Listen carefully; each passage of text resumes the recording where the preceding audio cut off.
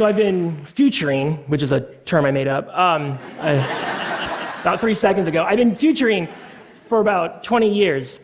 And when I first started, I would sit down with people and I'd say, hey, let's talk 10, 20 years out. And they say, great. And I've been seeing that time horizon get shorter and shorter and shorter. So much so that I met with a CEO 2 months ago and I said, we started our initial conversation. He goes, I love what you do. I want to talk about the next 6 months. We have a lot of problems that we are facing. These are civilizational scale problems. The issue, though, is we can't solve them using the mental models that we use right now to try and solve these problems. Yes, a lot of great technical work is being done, but there's a problem that we need to solve for a priori before, if we want to really move the needle on those big problems. Short-termism, right? There's no marches, there's no bracelets, there's no petitions that you can sign to be against short-termism. I tried to put one up and no one signed. It's so weird. But it prevents us from doing so much. Short-termism, for many reasons, has pervaded every nook and cranny of our reality. So I just want you to take a second and just think about an issue that you're working on. It could be personal, it could be at work, or it could be move-the-needle world stuff. And think about how far out you tend to think about the solution set for that. Because short-termism prevents the CEO from buying really expensive safety equipment, because it'll hurt the bottom line. So we get the Deepwater Horizon. Short-termism prevents teachers from spending quality one-on-one time with their students. So right now in America, a high school student drops out every 26 seconds. Short-termism prevents Congress, sorry if there's anyone in here from Congress, or not really that sorry, from putting money into a real infrastructure bill. So what we get is the I-35 bridge collapse over the Mississippi a few years ago, 13 killed. It wasn't always like this. We did the Panama Canal. Pretty much have eradicated global polio. We did the Transcontinental Railroad, the Marshall Plan. And it's not just big physical infrastructure problems and issues, women's suffrage, the right to vote. But in our short-termist time, where everything seems to happen right now, and we can only think out past the next tweet or timeline post, we get hyper-reactionary. So what do? We take people who are fleeing their war-torn country, and we go after them. We take low-level drug offenders and we put them away for life. And then we build McMansions without even thinking about how people are going to get between them and their job. It's a quick buck. Now, the reality is, for a lot of these problems, there are some technical fixes, a lot of them. I call these technical fixes sandbag strategies, right?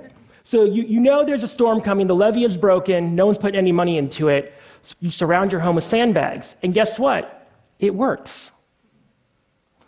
The storm goes away, the water level goes down, you get rid of the sandbags, and you do this storm after storm after storm. And here's the insidious thing. A sandbag strategy can get you reelected. A sandbag strategy can help you make your quarterly numbers. Now, if we want to move forward into a different future than the one we have right now, because I don't think we've hit, 2016 is not peak civilization. I think there's some more we can do. But my argument is that unless we shift our mental models and our mental maps on how we think about the short, it's not going to happen. And so what I've developed is something called Long Path, and it's a practice. And Long Path isn't a kind of a one-and-done exercise. I'm sure everyone here at some point has done an off-site with a lot of Post-it notes and whiteboards, and you do a long, laughing, and you do, no offense to the consultants in here to do that, and you do a long-term plan, and then 2 weeks later, everyone forgets about it, right? Or a week later, if you're lucky, 3 months. It's a practice because it's not necessarily a thing that you do. It's a process where you have to revisit different ways of thinking for every major decision that you're working on. So I'm going to go through those 3 ways of thinking. So the first, transgenerational thinking. I love the philosophers, Plato, Socrates, Habermas, Heidegger. I was raised on them. But they all did one thing that didn't actually seem like a big deal until I really started kind of looking into this. And they all took, as a unit of measure for their entire reality of what it meant to be virtuous and good, the single lifespan, from birth to death. But here's the problem with these issues. They stack up on top of us, but because the only way we know how to do something good in the world is if we do it between our birth and our death. That's what we're programmed to do. If you go to the self-help section in any bookstore, it's all about you, which is great, unless you're dealing with some of these major issues. And so with transgenerational thinking, which is really kind of transgenerational ethics, you're able to expand how you think about these problems. What is your role in helping to solve them? Now, this isn't something that just has to be done at the Security Council chamber. It's something that you can do in a very kind of personal way. So every once in a while, if I'm lucky, my wife and I like to go out to dinner. And we have 3 children under the age of 7. So you can imagine it's a very peaceful, quiet meal. So we sit down, and like literally all I want to do is just like eat and chill, right? And my kids have a completely and totally different idea of what we're going to be doing. And so my first idea is my sandbag strategy, right? It's to go into my pocket and take out the iPhone and give them Frozen or some other best-selling game thing. And then I stop, and I have to kind of put, because I'm doing this, I have to put on this transgenerational thinking cap. I don't do this in the restaurant because it'd be bizarre, but I have to. I did it once, and that's how I learned it was bizarre. And you have to kind of think, okay, I can do this, but what is this teaching them?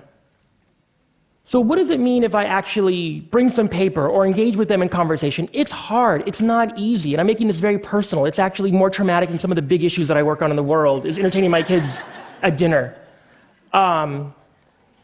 But what it does is it connects them here in the present with me, but it also, and this is the crux of transgenerational thinking and ethics, it sets them up to how they're going to interact with their kids and their kids and their kids. Second, future thinking. When we think about the future, 10, 15 years out, give me a vision of what the future is. You don't have to give it to me, but think it in your head. And what you're probably going to see is the dominant cultural lens that dominates our thinking about the future right now: technology. So when we think about the problems, we always put it through a technological lens, a tech-centric, a techno-utopian. And there's nothing wrong with that, but it's something that we have to really think deeply about if we're going to move on these major issues. Because it wasn't always like this, right? The ancients had their way of thinking about what the future was. The church definitely had their idea of what the future could be, and you could actually pay your way into that future, right? And luckily for humanity, we got the scientific revolution. From there, we got the technology. But what has happened, and by the way, this is not a critique. I love technology. Everything in my house talks back to me, from my children to my speakers to everything. But we've abdicated the future from the high priests in Rome to the high priests of Silicon Valley. And so when we think, well, how are we going to deal with climate or with poverty or homelessness, our first reaction is to think about it through a technology lens. And look, I'm not advocating that we go to this guy.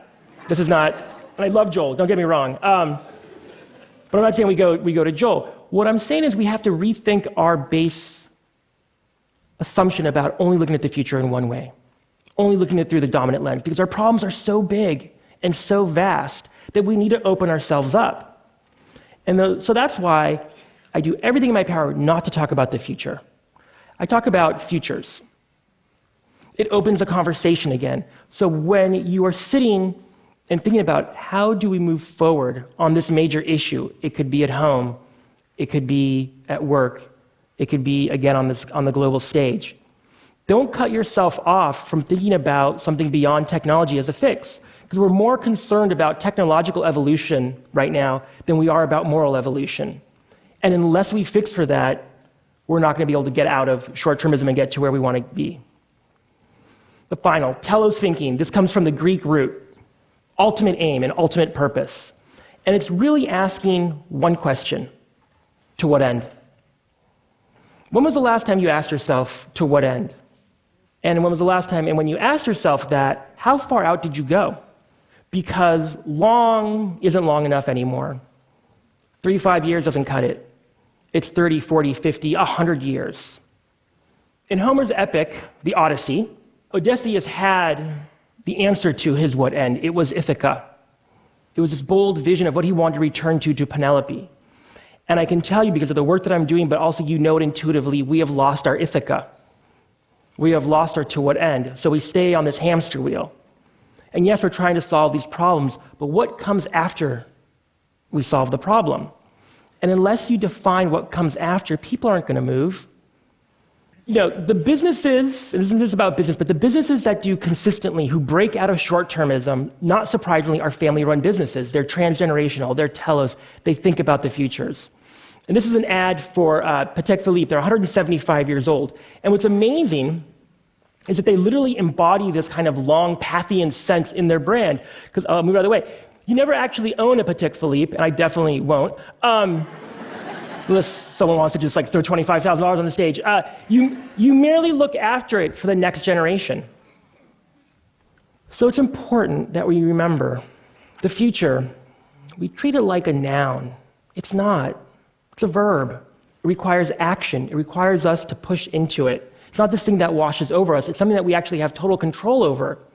But in a short-term society, we end up feeling like we don't. We feel like we're trapped. We can push through that. Now I'm getting more comfortable in the fact that at some point in the inevitable future, I will die. But because of these new ways of thinking and doing, both in the outside world and also with my family at home, and when I'm leaving my kids, I get more comfortable in that fact. And it's something that a lot of us are really uncomfortable with, but I'm telling you, think it through. Apply this type of thinking, and you can push yourself past what's inevitably very, very uncomfortable. And it all begins really with yourself asking this question: what is your long path? But I ask you, when you ask yourself that, now or tonight or behind the steering wheel or in the boardroom or the situation room, push past the long path. Quick, what's my long path the next 3 years or 5 years? Try and push past your own life if you can, because it makes you do things a little bit bigger than you thought were possible. Yes, we have huge, huge problems out there. With this process, with this thinking, I think we can make a difference. I think you can make a difference, and I believe in you guys. Thank you.